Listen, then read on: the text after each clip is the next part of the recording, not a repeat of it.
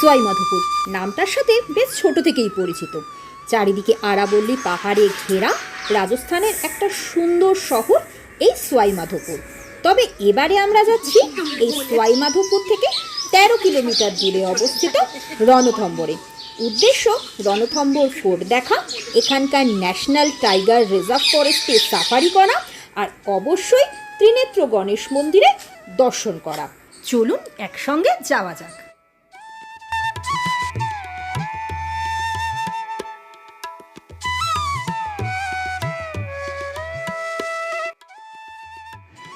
এখন বাজে রাত 2:30।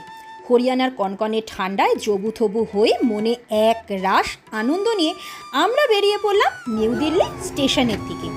জানেন, এবারের আনন্দের কারণটা একটু বেশি। ফ্লাইট, গাড়ি, বিভিন্নভাবে তো আমরা সবাই ট্রাভেল করি, কিন্তু অল্প সময়ের জন্য হলো বেশ অনেক দিন বাদে ট্রেনে করে আমার যাওয়ার সুযোগ হয়েছে। সকাল 8:30টার সময় আমি পৌঁছে গেছি সোয়াই মাধোপুর স্টেশনে। এখানে আগে কিছু ব্রেকফাস্ট করব, আর তারপর আমরা যাব আমাদের হোটেলের দিকে।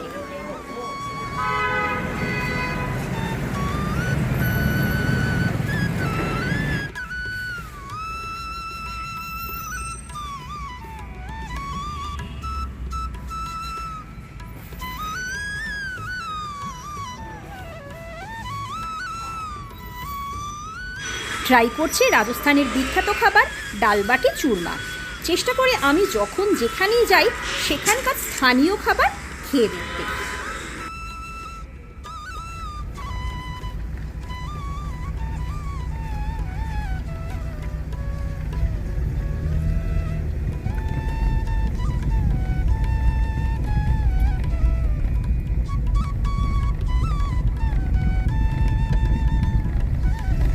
এসে পৌঁছলাম হোটেল পুরাতন কেল্লাতে। নেক্সট 2 দিনের জন্য এখন এটাই আমাদের ঠিকানা।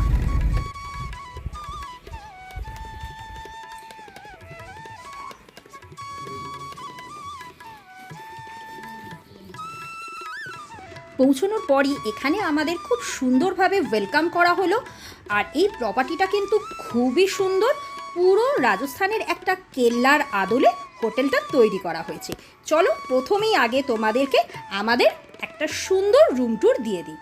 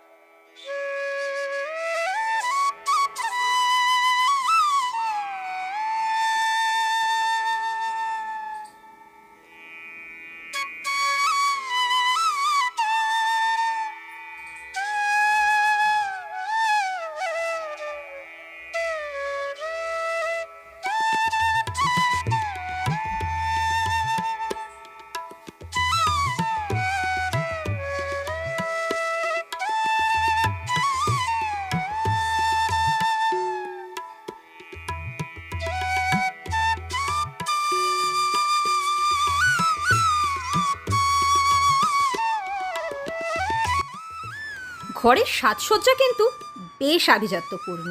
চলো এবার দেখা যাক বাইরের পারিপার্শ্বিক কেমন।